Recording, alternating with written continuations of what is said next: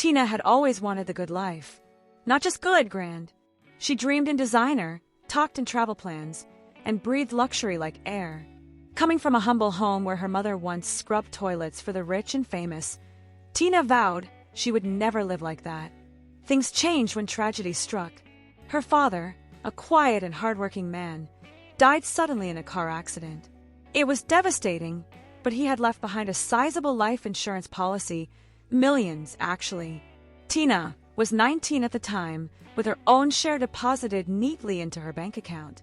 Her mother used her part wisely, investing in a restaurant and a boutique, but Tina shopped. She dined in Paris. She rented a penthouse in the sky and drove a brand new G-Wagon she couldn't even park properly. In just 2 years, the millions vanished like smoke.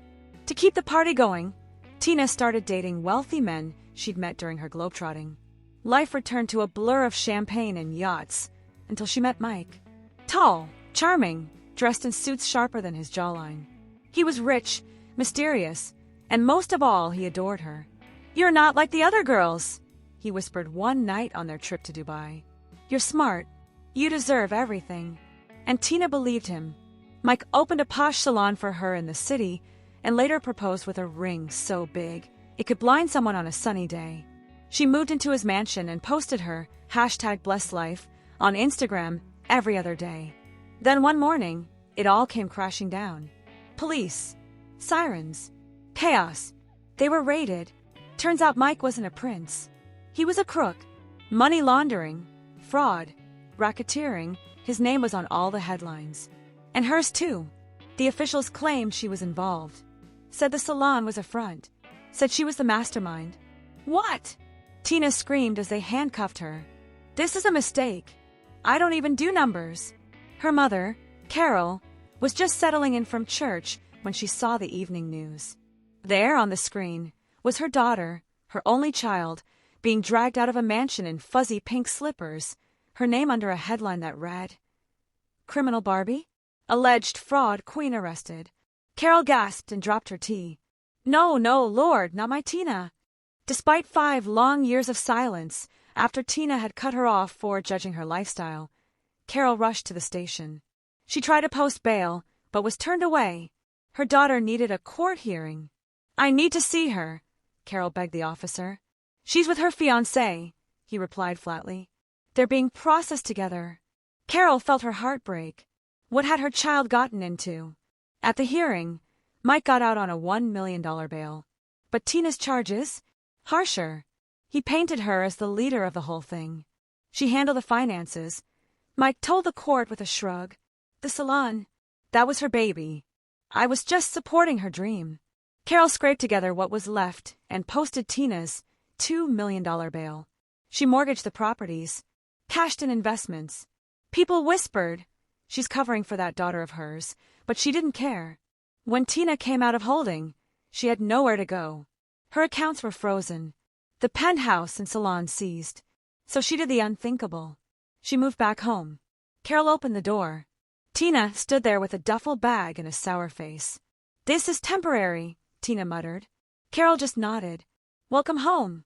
Life wasn't easy after that. The tabloids had a field day. Tina found out Mike had another woman pregnant, some Instagram model in Miami. And he had 2 kids from previous flings he never told her about. Her friends disappeared like mist.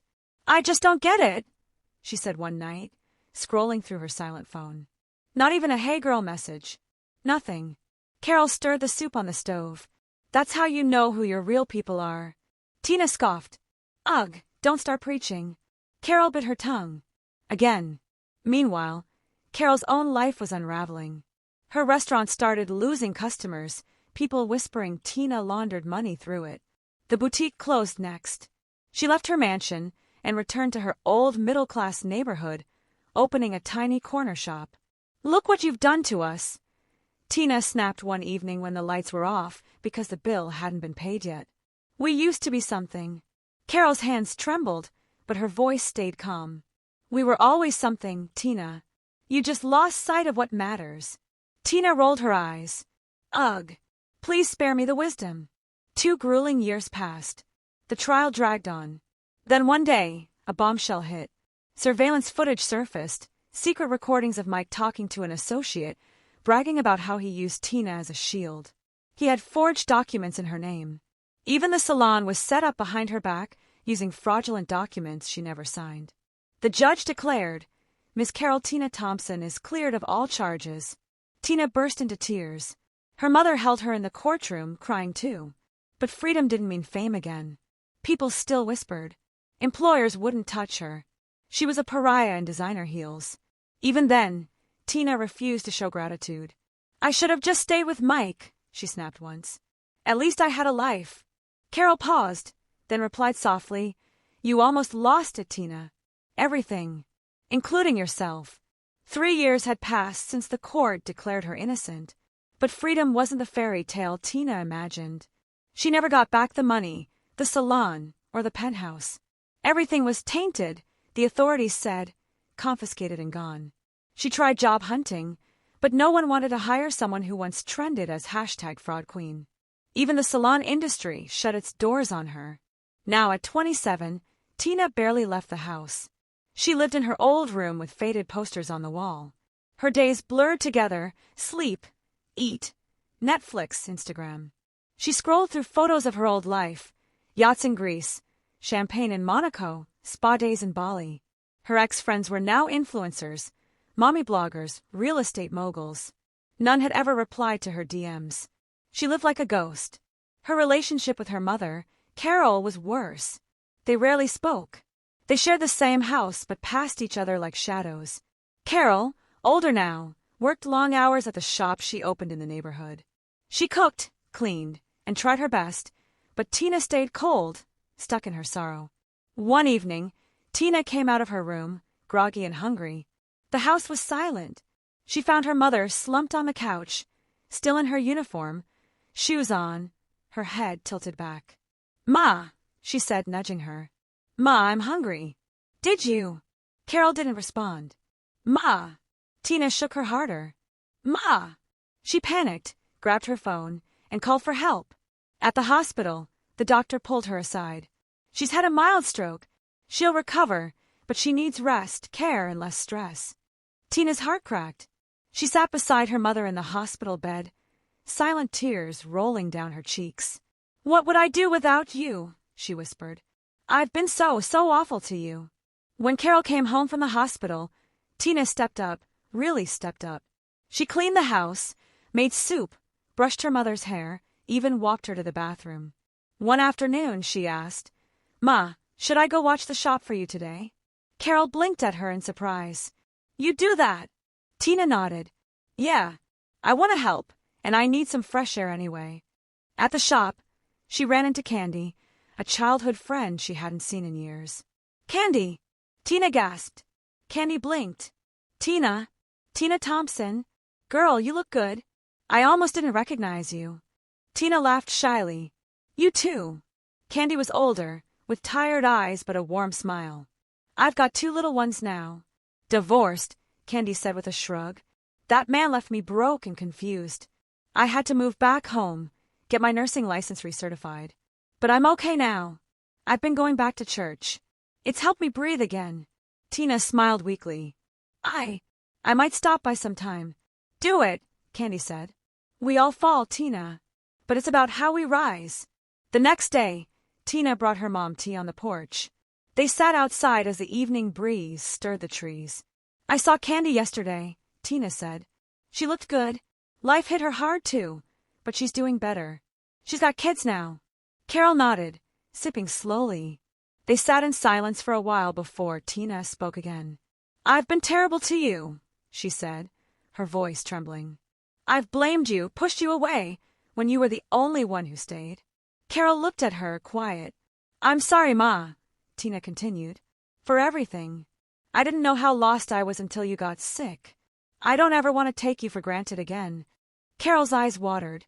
You think I haven't blamed myself, too? Maybe if I hadn't given you that money, maybe if I had pushed harder. No, Ma. It wasn't your fault. I was young. I was stupid. I just wanted to be someone. But I lost myself trying. Carol leaned forward, cupping her daughter's face gently. I never needed you to be someone, Tina. You were already my everything. They cried together, finally breaking the wall between them. A few days later, Tina found Carol sitting quietly on her bed, looking out the window. "You okay, Ma?" Carol shook her head. "I miss God," she whispered. "I haven't felt him in years. I stopped going to church, and it's like I stopped breathing right. My soul feels heavy." Tina sat beside her. "Then let's go back. This Sunday. I'll go with you. We'll hold our heads up, Ma. Together." Carol looked at her, surprised. "You'd go?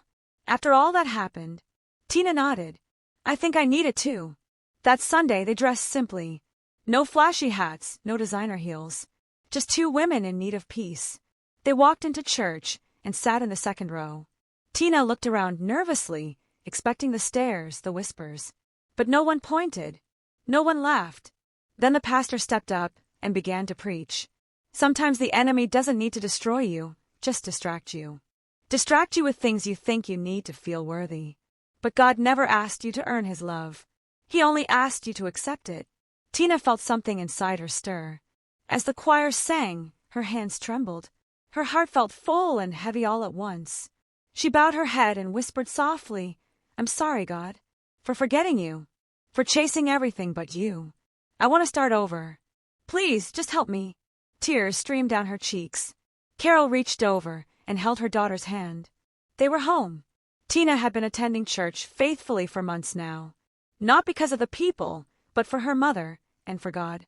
It was the one place where she could breathe, even if she still felt the chill of judgmental stares every Sunday. She could feel them, whispers as she walked past, side eyes during service, cold handshakes at the door. Still, she held her head high. This time, Tina wasn't running. She was staying planted, even if the soil was cold. One Sunday, after service, she and her mother walked toward the car when she heard them, three of the church mamas, standing by the steps with fans in hand and venom in their voices. "She has the nerve to walk in here every week like she's holy now," one said. "Shameless, that one," another hissed. "A money-hungry Jezebel, that's what she is. She's just here trying to trap some poor man, probably eyeing the pastor." Tina stopped mid-step, her fists clenched. Carol whispered, "Tina, don't, just ignore them, baby." But Tina turned slowly, heels clicking against the pavement, her face calm but fierce. "Excuse me," she said, walking up to them. "Did you say something about me?" The women froze. "I just want to be clear," Tina said. "Y'all call yourselves mothers of the church, but you gossip like teenagers behind the cafeteria. If you think I came here for your approval, think again. I'm not here for your sons, your pastor, or your pity. I'm here for God and my mother." The eldest of them blinked. "We didn't mean." "Oh, you meant every word," Tina said sharply. "And I meant every word too. The next time you feel like talking about me, say it to my face. I'm not the girl I used to be, but I'm still not scared of you." Then she turned and walked back to her mother, who stared at her wide-eyed.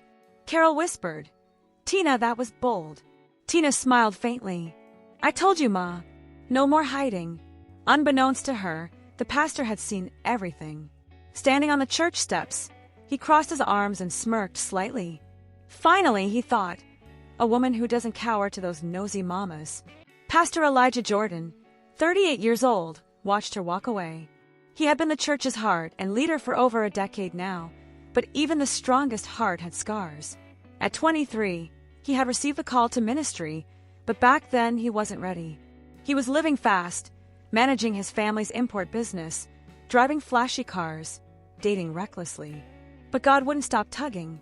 Eventually, after mentorship under a respected bishop, Elijah stepped into his calling. At 27, he started his own ministry. That same year, he married his longtime, on-and-off girlfriend, Alicia. For the first year, things were good, but as the church grew, so did the responsibilities. Alicia hated the attention. She didn't want to be a first lady. She didn't want the expectations, the events, the pressure to smile and lead the women's ministry. So she stepped out, emotionally, then physically. Elijah came home one day to the truth. She had cheated. When he confronted her, she didn't cry. She didn't beg. "I'm sorry," she said plainly. "This life isn't for me. I want to be free." She didn't ask for money, just the divorce. She walked away with her peace. Elijah was shattered.